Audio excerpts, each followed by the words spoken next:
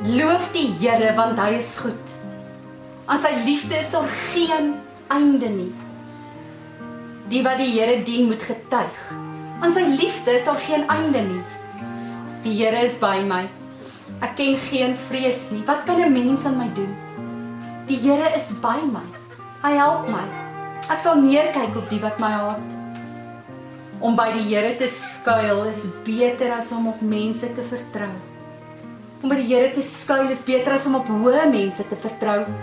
Maak die tempelpoort vir my oop, ek wil ingaan en die Here loof. Dit is die poort na die Here toe. Regverdiges mag daardeur ingaan. Ek wil U loof omdat U my gebed verhoor en my gered het. Dit is die dag wat die Here gemaak het.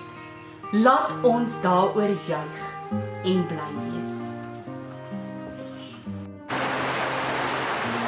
Terwyl jy daar by die huis is, luister ons na hierdie liedjie. Jy kan nog sommer saam sing as jy die woorde ken, of die liedboek nader kry. Dit is lied 223, aan Jesus Koning al die eer.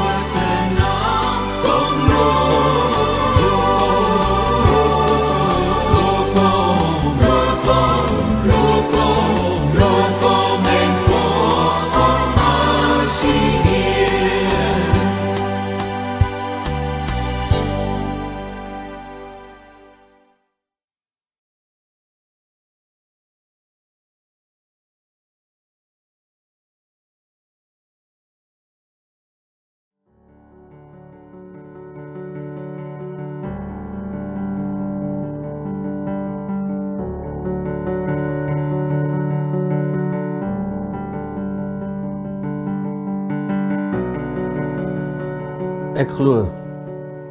Ek glo, Ek glo in God die Vader, die Almagtige, die skepper van die hemel en die aarde. Ek glo in Jesus Christus, sy eniggebore Seun, ons Here. Ons Here, Ons Here,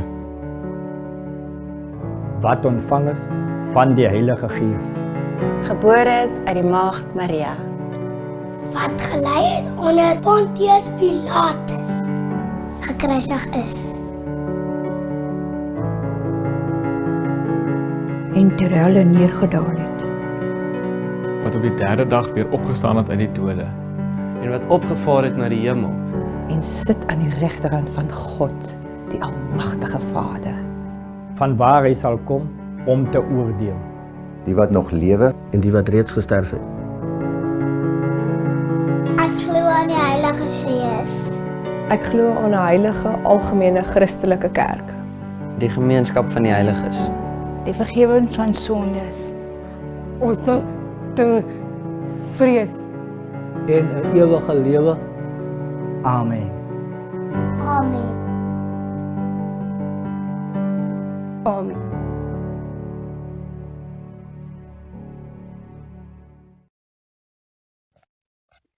Kom ons lees saam uit die woord van die Here, uit die evangelie van Matteus, hoofstuk 21, vers 1 tot 11. Die intog van Jesus in Jerusalem.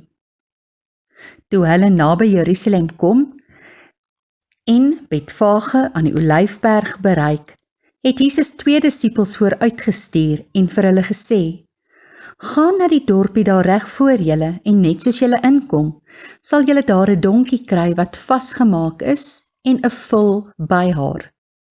Maak haar los en bring hulle vir my. En as iemand vir julle iets daaroor sê, antwoord dan: Die Here het hulle nodig en hy sal hulle gou weer terugstuur. Dit het gebeur sodat die uitspraak van die profeet vervul sou word. Sê vir Sion: Kyk, jou koning kom na jou toe. Hy is nederig en hy ry op 'n donkie, op die vul van 'n pakdier. Die 2 disippels het toe vooruitgegaan en gedoen wat Jesus hulle beveel het. Hulle het die donkie en die vul gebring, van hulle klere op die diere gesit en Jesus het opgeklim.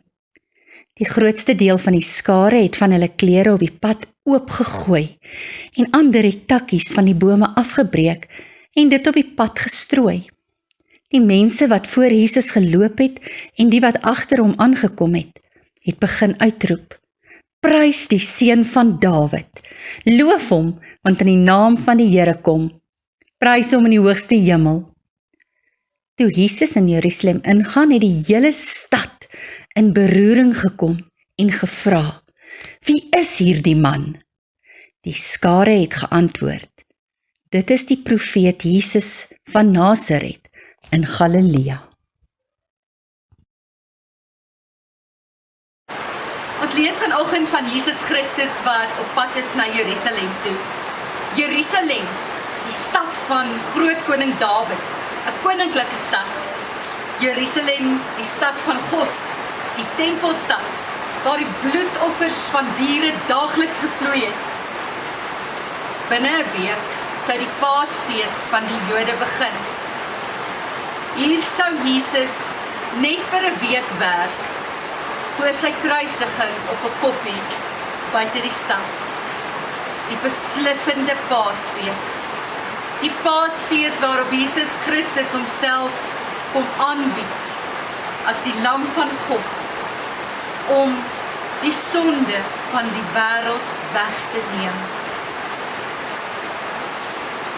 Jesus se intog in Jerusalem is vol simboliek. Die hele gebeure draai rondom 2 Ou Testamentiese profesieë. Matteus beskryf Jesus se intog as 'n vervulling van hierdie profesieë. Dit belig die feit dat Jesus die Messias is wat uiteindelik sy regmatige eiendom kom in besit neem, na hulle toe kom. Sy koms na Jerusalem is dis nie 'n laaste wanhopige poging om die Jode tot sy boodskap te bekeer nie. Nee, sy optrede spreek eerder van koninklike gesag. Die grootste en die belangrikste mens wat daar ooit op hierdie aarde was, stuur 2 van sy disippels om vir hom donkies te gaan haal.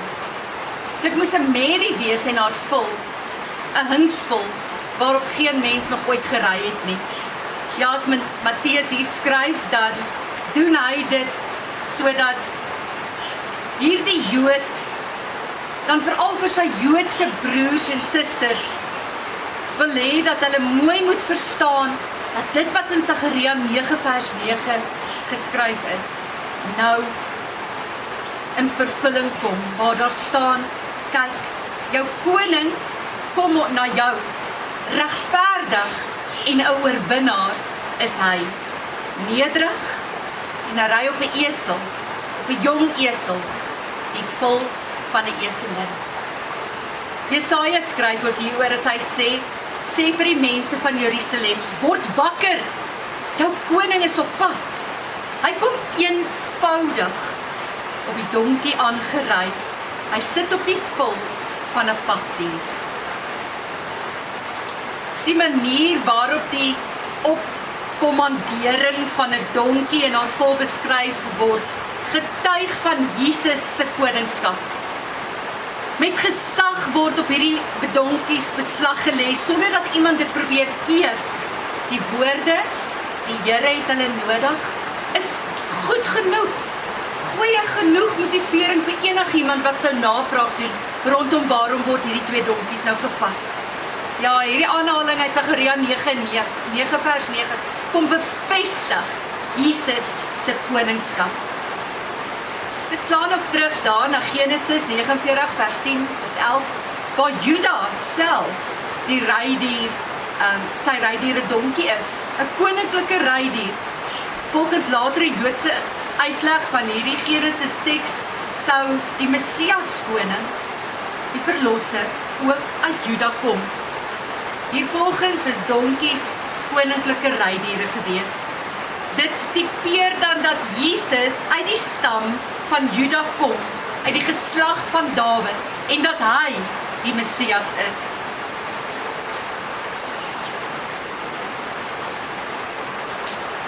Hierdie uitrol van die rooi tapijt as te ware wanneer die mense hulle klere en takkies, koninklike simbole, sy pad strooi, sodat hy tog nie sy voete sal vuil maak met hierdie aardse stof nie, bevestig ook Jesus se koningskap.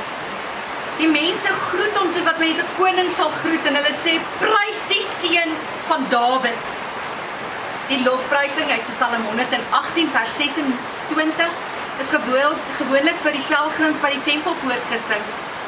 Nou word spesifiek op Jesus betrek.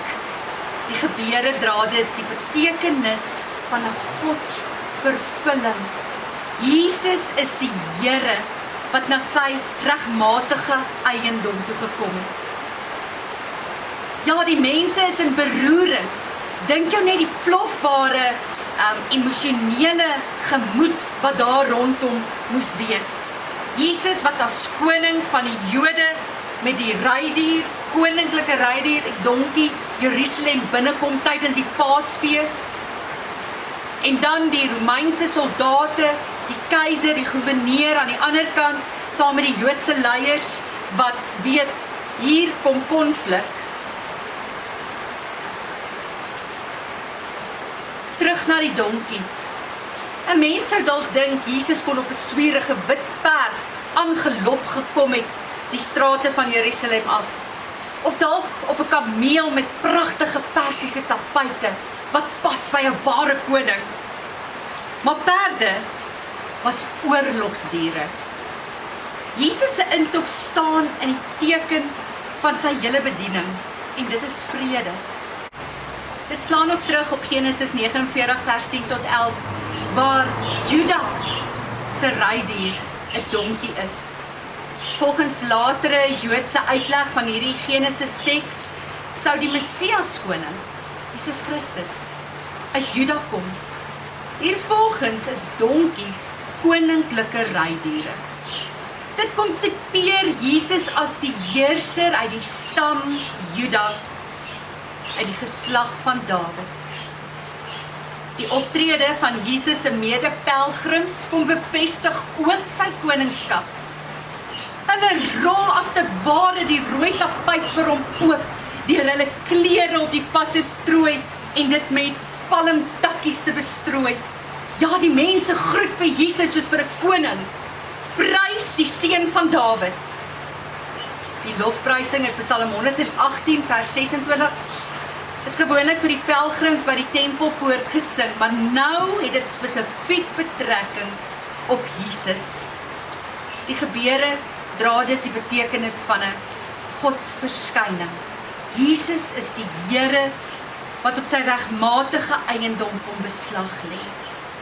Kan jy jou indink die emosionele plofbaarheid van daardie dag, toe Jesus op 'n koninklike rydier Jerusalem binnekom tydens die Joodse Paasfees.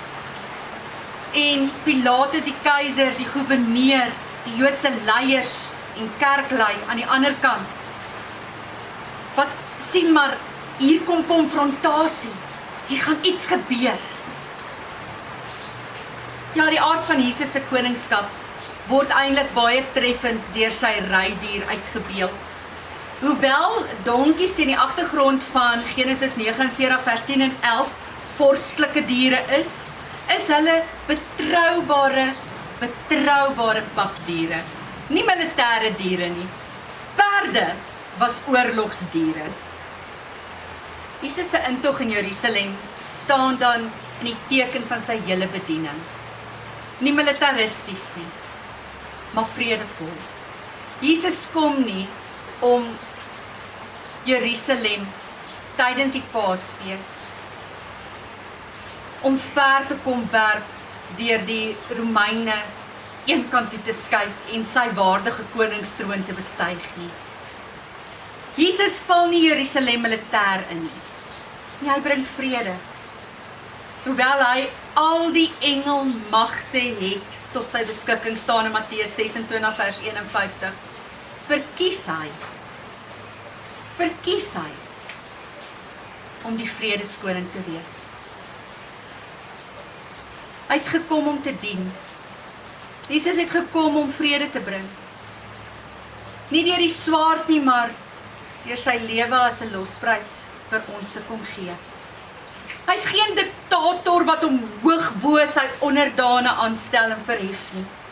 Geen tiran wat sy onderdane kom onderdruk nie. Nee, hy is sagmoedig. Hy sal nie 'n troon vir homself verwerf ten koste van ander, ten koste van bloed en belasting nie. Hy sal inteendeel 'n troon vir sy volk verwerf ten koste van sy eie bloed. Hy laat homself 'n dienaar vir sy volk wees. Hy buig hom tot ons neer as lam, die perfekte volmaakte lam, wat tydens daardie Paasfees die volmaakte offer ook bring en die losprys kom betaal vir baie. Wat sou in hierdie 7 dae Jesus se laaste week op aarde vir ons uitstaan? Ons het hier te doen met die hart van die Bybel. Die hart van God se woord wat met my en jou wil saampraat, want in hierdie laaste week leer ken ons vir Jesus soos ons hom nog nooit van tevore eintlik geken het nie. Alles wat hy tot nou toe gesê en gedoen het, word bevestig in hierdie week. En hy doen nog meer. Hy is doelbewus op pad Jerusalem toe, maar in en deur alles is hy en bly hy wie hy is. En hy is wie hy sê hy is. Hy is Jesus Christus. Hy is die Messias. Hy is die Seun van God, die gesalfde van God, wat in sy karakter en in sy persoon vir ons dinge gaan wys wat nog nooit van tevore so uitgestaan het nie. Dit wat hy van tevore gesê het, hy gaan kom doen, is hy nou op pad om te kom doen. Hy doen wat hy sê, en dit som sy hele lewe op. Ons, as mense, word gebore om te lewe. Maar Jesus Christus is gebore om te sterwe. Op daardie Sondagoggend was 'n reuse skare reeds aan die wag. Daar langs die pad wat van Jerigo afkom, het hulle saam gedrom, want in die Paastyd was hierdie Jerusalem, hierdie stad vol mense gewees.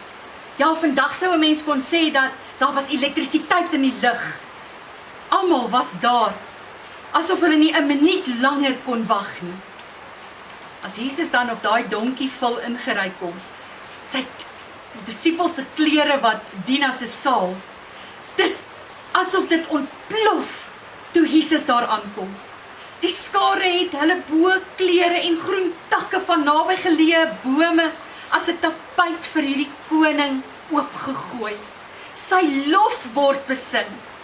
Niemand kan die entoesiasme keer nie. Maar dit wat die mens van Jesus wil maak op daardie oomblik en dit wat hy waarlik gekom het om te doen, staan in 'n al hoe groter spanning teenoor mekaar. Knegg, dienaar teenoor koning. Ja, die misverstand oor Jesus se messiaskap wil net nie enkry nie. Mense wat hom hulle aardse verlosser wil maak, 'n politieke bevryder wil maak om die Romeinse juk so van hulle skouers af te gooi. Dit terwyl hy wat op die donkie die stad inry, dit duidelik wys. Ek is nie wat julle my wil maak nie. Hy kom nie met 'n trippelende oorlogsperd die stad ingegalop nie. Nee, hy ry rustig op die rug van 'n rydier, 'n donkie wat op geen manier in staat is om oorlog te maak nie. Hulle sien sy koms en sy koninkryk is nie van hierdie wêreld nie. Maar die mense tydens daai Paasfees in Jerusalem het dit nie verstaan nie. Hy het nie 'n wapen in sy hand nie. Dit gaan nie oor wat hy het nie, maar wie hy is. Wie hy is, die seun van die mens, maar ook die seun van God. Dit is al wat belangrik is. Ek en jy moet heeltyd besef dat dit wat op hierdie Sondag raak gesien moet word, dit wat die mense van hom wil maak, is vandag nog baie mense is 'n totale misplaaste Messias verwagting. Hy's nie daar om polities homself te laat geld, om 'n land in te vat en om te keer nie. Hy's nie daar om van ons teëspoed en aardse lyding, terugslaan teleurstelling ons te kom vrywaar nie. As ons hierdie laaste 7 dae wat Jesus op aarde was, mooi bekyk, dan sien ons wie hy was en wie hy steeds is. En dit is geleë in die boodskap van daardie donkie vol. Dis die boodskap. Hy ry op 'n hings vol van 'n donkie, wat ons lees terselfdertyd nederig en diensbaarheid uitspel. Nederigheid en diensbaarheid. Dit is wie hy is. Nederig, diensbaar, hy wat die hoogste koning is. Wetend wat voorlê, verraaiing, vernedering, vervolging, dood. Het Jesus steeds gekies om na Jerusalem toe te gaan. So is die pragtige liefde van ons wonderlike verlosser, Jesus Christus. Jesus was nie 'n onwillige slagoffer van 'n bose komplot nie, maar hy was 'n gewillige offer vir elkeen wat in hom glo. Ook vir my en jou wat in hom glo. Amen.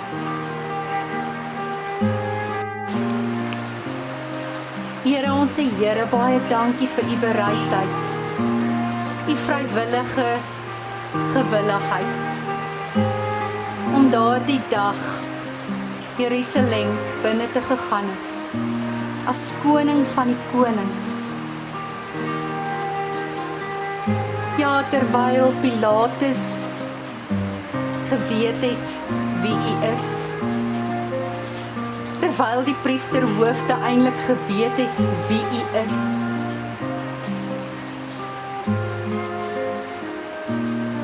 het nog steeds gebeur wat moes gebeur. Die volmaakte lam moes geslag word, bloed moes vloei, om 'n onvolmaakte wêreld te kom heel maak.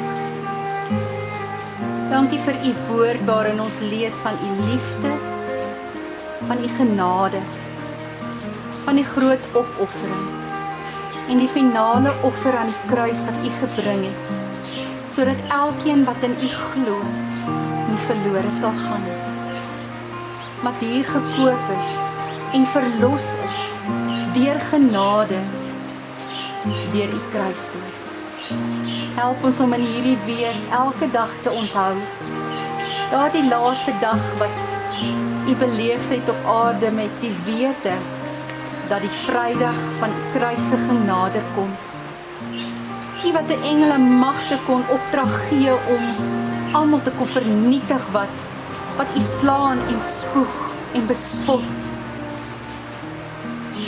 Maar U wat die plan van God die Vader gewillig was om vas te hou en dit te volvoer, sodat ek en elke een wat U naam bely, gered kan wees. Aan U ons koning kom toe al die lof en eer. Ons dankbaarheid is te min, ons liefde te klein. Dankie dat U ons liefhet, met 'n liefde wat bo ons begrip of verstand is. Dit bid ons in die naam van Koning Jesus. Amen.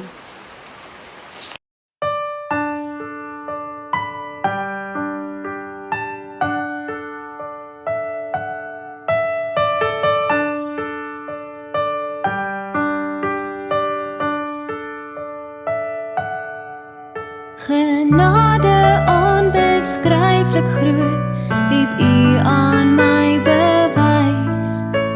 Verlore seune wegloop kind, weer in die Vaderhuis. Ek is die naam van kind nie weg, wou self my sake reël. My lewe, kanse, tyd en geld is netteloos verspeel. O groote God en heilige Heer, U het my sonde skoon gewas. Deur die kruisdood van U seun, U het my omhels. In my diepste nood, U guns aan my was onverdiend. Dis net genade onbeskryflik groot.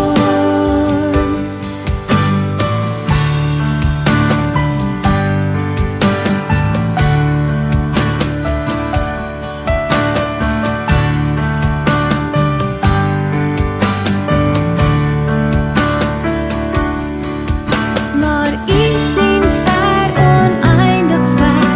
U sien my hongerdors. Nog voordat ek kon kies of stryd, gryp U my aan die bors. U het 'n feesmaal voorberei, my in U huis gebring, dat ek vir alle ewigheid U goedheid kan besing. O groote God en heilige Heer, U het my sonde skoon gewas. Deur die